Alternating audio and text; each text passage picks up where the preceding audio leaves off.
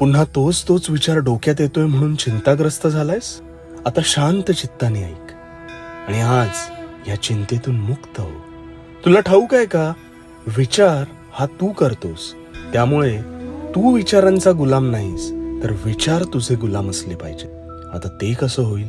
रोज सकाळी स्वतःला एक गोष्ट सांगायची, माझे विचार हे सर्वस्वी माझ्या काबूत आहेत. मी ह्या विचारांच्या काबूत कधीच नसेन.